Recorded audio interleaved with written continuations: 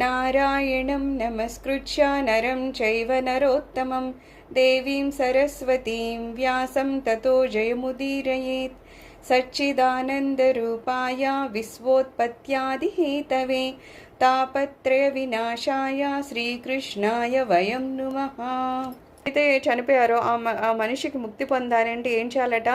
ఆ తరువాత పిల్లలు ఎప్పుడు హోమములని, శ్రాద్ధమని, పాద ప్రక్షాళనని, అలాగే బ్రాహ్మణులను అర్చించడం అని, భూమండలీకరణము ఇలాంటివన్నీ చేస్తే ఆయనకి ముక్తి దొరుకుతుందంట. ఎప్పుడు గరుడ పురాణం వింటే ఏమవుతాయంట?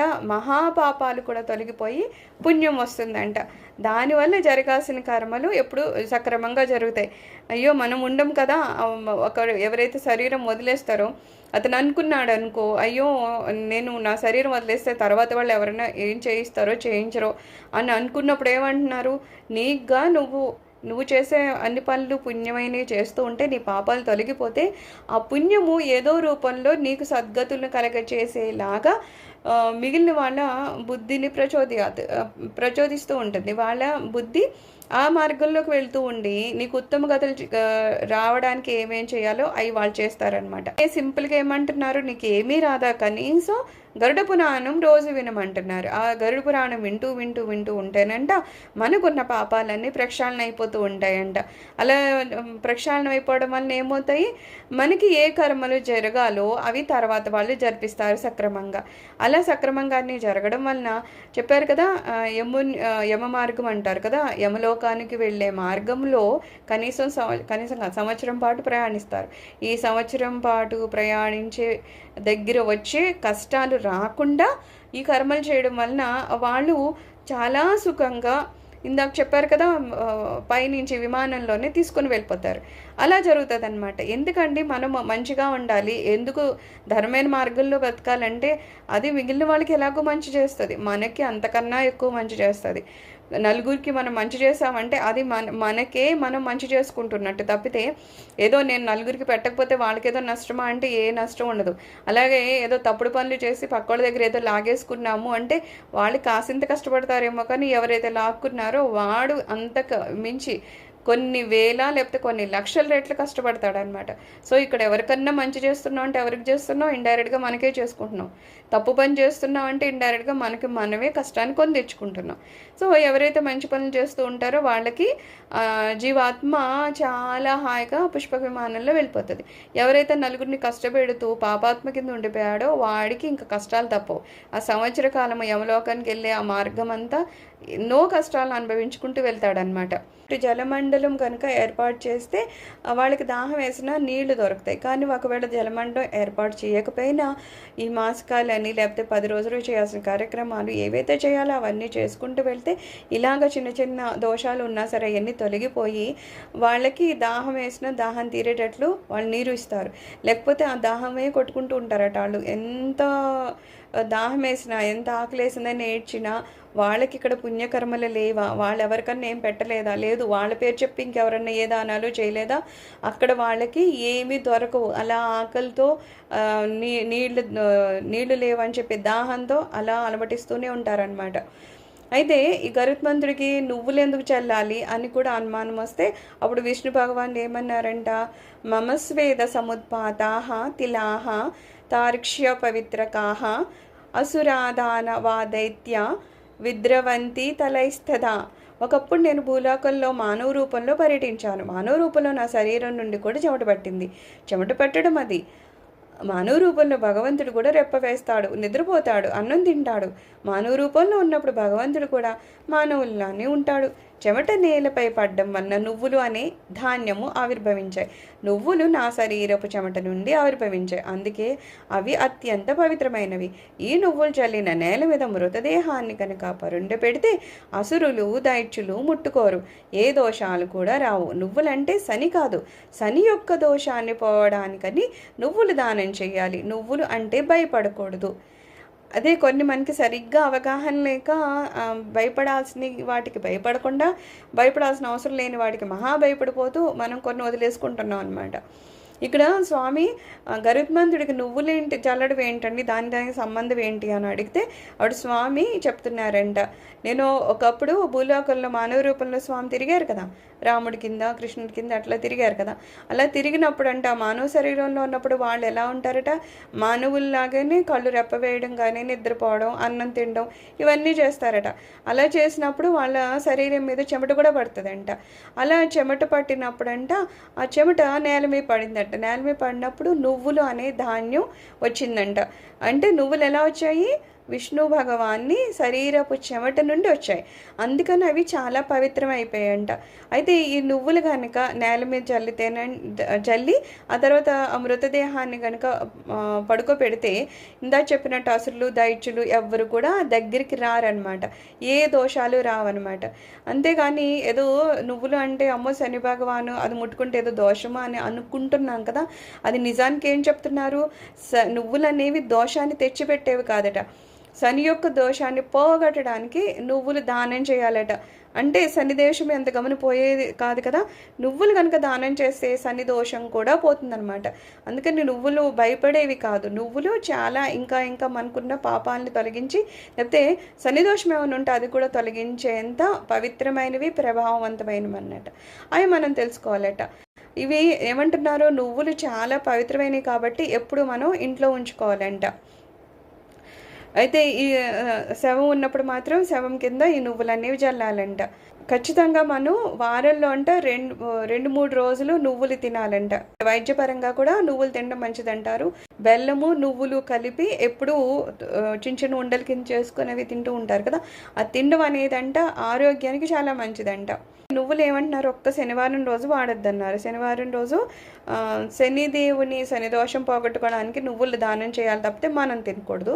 ఆ రోజు వదిలేసి మిగిలిన 6 రోజులలో కనీసం 3 రోజులు రోజు తిన్నా మంచిదే, కాసింత మరీ ఎక్కువ కాకుండా మంచిదంట. ఏదన్నా కూరలో వేసుకోవడమో లేదు బెల్లము నువ్వులు కలిపేసి ఉండల కింద చేసుకున్నా సరే ఖచ్చితంగా 3 రోజులు తింటే అతన్ని ఆరోగ్యం చాలా బాగుంటుందంట. అందుకే మనకేంటి నాగుల చవితి రోజు చిమిరీ చేయమంటారు కదా, కనీసం అలాగన్నా చేసి తింటారు అని చెప్పేసి మనకు అన్నీ మన పద్ధతుల్లోనే పెట్టేశారు కదా. ఆరోగ్యం అని పర్టికులర్గా ఇలా ఇలా అని ఏం చెప్పకుండా మనకి దేవుడికి లింక్ పెట్టి చెప్పారు అన్నీ. నువ్వులు పట్టుకోవడానికి కూడా జనాలు భయపడతారు. పోనీ ఏదో నువ్వు ఉండలు లాంటివి ఏదన్నా పక్షులకన్నా వాటికన్నా పెట్టినా పర్వాలేదు. దహంతు తేమే పాపిన శరీరేణ కృతానివై. దర్భలు నువ్వులు నేల మీద వేస్తే విశ్వకళ్యాణం కలిగిస్తాయి. శవానికి ఉన్న సమస్త పాపాలు తొలగిస్తాయి. బ్రహ్మాది దేవతలకు ఆనందం కలుగుతుంది. ఆ వ్యక్తి ఘోర నరకానికి పోడు. అయితే ఇందాక చెప్పినట్టు నువ్వులేమో స్వామివారి స్వేద రూపాలైతే దర్భలేమో అమృతం యొక్క స్పర్శ వలన పరమ పవిత్రం అయ్యాయంట కదా. దర్భలు అనేవి అమృత స్వరూపాలంట. అందుకని దర్భలు నువ్వులు ఎప్పుడైతే నేల మీద వేస్తామో దాని మీద ఈ శవాన్ని పడుకోబెడతామో అతనికి ఉన్న అన్ని పాపాలు తొలగిపోతాయంట. దానివల్ల విశ్వకళ్యాణం కూడా జరుగుతుందంట. బ్రహ్మాది దేవతలకు ఆనందం కలుగుతుందంట. ఆ వ్యక్తి ఘోరమైన నరకానికి పోకుండా ఉంటాడంట. దర్భమూలే స్థితో బ్రహ్మ మధ్యే దేవో జనార్దనాః దర్భాగ్రే శంకరం విద్య త్రయోదేవాః కుశే స్మృతాః. ఇట్లా ఏం చెప్తున్నారు, క్రింద భాగంలోనేమో బ్రహ్మ ఉంటారంట, మధ్యనేమో జనార్దనుడు ఉంటాడు, పైనేమో శివుడు ఉంటాడు. అంటే త్రిమూర్తులు దర్భల్లో ఉంటారట. అందుకని ఎప్పుడైతే దర్భ వేసి దాని మీద శవం పడుకోబెడతామో అప్పుడేమవుతుంది, దర్భ అంటే త్రిమూర్తులు కాబట్టి త్రిమూర్తుల మీద ఆ శవం పడుకోబెట్టిన లెక్క వస్తుంది. కాబట్టి అతనికి వెంటనే అంత పుణ్యం వస్తుందండి. మనం గ్రహణ సమయంలో ఏదో శుద్ధి అంటే ఎంత చేయగలము, ఏదో ఇల్లు కడగడం బయట కడగడం అంతవరకు అవన్నీ చేస్తాం, కానీ ప్రతి వస్తువుని కడగడం అంటే కష్టం కదా. అందుకని మనకి సింపుల్గా ఏం చెప్తారు, దర్భం తీసుకొని ఇంటి పైన అంటే ఇంట్లో అన్ని వస్తువుల మీద వేసేసి ఉంచండి అంటారు. అలా వేయడం వల్ల ఏమవుతుంది, ఆ గ్రహణ దోషం అనేది పట్టకుండా, ఎందుకంటే దర్భలు అనేవి త్రిమూర్తి స్వరూపాలు కాబట్టి అవి పవిత్రమైనవి కాబట్టి అవి స్పర్శ తగలడం వలన మనకి ఈ గ్రహణ దోషాలు అనేవి ఉండకుండా ఉంటాయి అన్నమాట. దర్భ అనేదంట మనం ఇళ్లల్లో కూడా ఉంచుకోవాలట. అలాగే గుడికి వెళ్ళినప్పుడు గుడిలో కూడా అక్కడ మనము వేయాలట. అలాగే ఎవరింట్లో అయితే దర్భ ఉండదో అది దేనికి పనికిరాదు అంటున్నారు. అంటే అది పవిత్రంగా ఉండదు అనమాట. అందుకని దర్భలు అనేవి ఎంత ఈజీయో కదా, గడ్డిలాగా ఎక్కడైనా దొరుకుతుంది. సో దర్భ తీసుకొచ్చి ఏ గణపతి మీద వేయడమో లేకపోతే ఏదో పూజల్లో వాడడమో ఖచ్చితంగా అలా చేయడం వల్ల ఏమవుతుందట, దర్భ మన ఇంట్లో ఉంటే మనం కూడా పవిత్రులు అవుతామంట. ఎంత నీచమైన వాళ్ళు కూడా దర్భలను భగవంతునికి ఇవ్వడం వలన పవిత్రులు అవుతూ ఉంటారంట. మనకి ఏం చెప్తున్నారు, 4కి అపవిత్రత అనేది లేదంట. ఎవరు? బ్రాహ్మణుడు, మంత్రము, తులసి, దర్భ, ఈ 4కి అపవిత్రత అనేది ఎప్పుడూ ఉండదట. మన మంత్రం కూడా చెప్తారు కదా, ఎటువంటి మైలు సమయం అయినా సరే మంత్రం చేసుకోండి అంటారు. దానికి అపవిత్రత అనేది అంటుకోదనమాట. మరి ఇప్పుడు అదే కదా, ఒక శవం కింద అయినా దర్భ వేయండి అంటున్నారంటే దానికి శవము అనేది కూడా ప్రాబ్లం లేదు. దర్భ వేసి కూడా శవాన్ని పైన పడుకోబెట్టచ్చట. అలాగే బ్రాహ్మణుడు కూడా అతను ఎక్కడికన్నా వచ్చి వెళ్తూ ఉంటారు, వాళ్ళకి అపవిత్రత అనేది ఏమీ అంటుకోదనమాట. అలా అని చెప్పి ధర్మకాండలో 2వ అధ్యాయంలో 12-15 శ్లోకాల్లో చెప్పారట. ఏమని? తులసి బ్రాహ్మణ గావో విష్ణురేకాదశి ఖగ నైతే నిర్మాల్యతాం యాంతి. దర్భ అనే దానికి ఎంత పవిత్రంగా ఉంటుందంటేనంట, దాన్ని ఎన్నిసార్లన్నా వాడచ్చు అంటే, ఈరోజు ఏదో దర్భ వాడాము, దాన్ని కడిగేసి మళ్ళీ 2వ రోజు దర్భ వాడచ్చట. బ్రాహ్మణుడు చూడండి, చేతికి అది దర్భతో చేసిన ఉంగరాలు అవి పెట్టుకుంటారు. సో అవన్నీ ఏంటి, దర్భలు రోజు ఏమి కొత్తవి తీసుకురారు. అది తెచ్చుకుని ఒకసారి వాళ్ళు తయారు చేసుకుని ఉంచుకుంటే దాన్ని ఈరోజు వాడి మళ్ళీ రేపు ఒక్కసారి నీళ్ళతో కడిగేసి దాన్ని మళ్ళీ ఉపయోగిస్తారనమాట. అంత పవిత్రమట. అది నువ్వు ఎన్నిసార్లన్నా వాడచ్చట. అలాగే దాన్ని ముక్కలుగా చేసినా సరే దర్భ పవిత్రంగానే అయిపోతుందంట. తులసీదానం కూడా ఎన్నిసార్లైనా వాడచ్చంట. ఈరోజు తులసితో విష్ణుమూర్తిని అర్చిస్తే తర్వాత రోజు కూడా మళ్ళీ దాన్ని కడిగేసి మళ్ళీ వాడచ్చట. అలాగే గోవు కూడా ఎంతకాలము మన ఇంట్లో ఉన్నా వాటికి అపవిత్రత ఉండదు. ఆవు యొక్క పాలు, ఆవు వెంట్రుకలు, ఆవు నుండి వచ్చే మట్టి, ఇవన్నీ కూడా నిరంతర పవిత్రాలు. అపవిత్రత అనేదే లేదు. కొన్నిట్లకి అపవిత్రత అనేది ఉండదంట. కానీ ఇక్కడ ఇంకోటి ఏం చెప్తున్నారంటే, మనం వేసుకున్న వస్త్రాలు ఇంకొకరు వాడకూడదంట, అది అపవిత్రము అంటున్నారు. అయితే ఒకళ్ళ బట్టలు ఇంకోళ్ళు వాడుకోవడం అనేది ఏదో తప్పని బస్సులో కొంతమంది తీసుకుంటారు, అది వేరే విషయం. కానీ మామూలుగా అయితే ఏమంటున్నారు, ఒకళ్ళ బట్టలు ఒకళ్ళు వాడకూడదంట. వేసుకున్న బట్టలు ఇంకోళ్ళు వేసుకోకూడదు, అది అపవిత్రం అని చెప్తున్నారు. మానవాళికి ముక్తి కలగాలంటే ఇవన్నీ ఎప్పుడు ఇంట్లో ఉండాలి. ఒక శవం మీద వేసిన దర్భ కడిగేసి మరునాడు ఇంకో శవం మీద వేసినా సరే పనికొస్తుందంట. ఇవన్నీ పరమ పవిత్రాలు. అంటే కొన్నిటికి ఎంత పవిత్రత ఉంటుందంటే, ఒక శవం మీద వేసినా సరే దాన్ని కడిగేసి మళ్ళీ 2వ రోజు ఇంకో శవం మీద కూడా వేసినా అది అంతే పవిత్రత ఉంటుందంట. అవి కనిపించేవి కాదు కదా, దర్భలు అలాంటివి ఏదో గడ్డే అని మనం పక్క తీసి పడేస్తాం, దాని గురించి మనకి తెలియక మన పరిస్థితి. అయితే ఏమంటున్నారు, అలాగా ఒక్క శవం మీద వేసినా దాని పవిత్రత పోకుండా 2వ రోజు ఇంకో శవం మీద వేసినా సరే పనికొస్తుంది అంటే అంత పవిత్రమైన దర్భలు అని చెప్తున్నారు.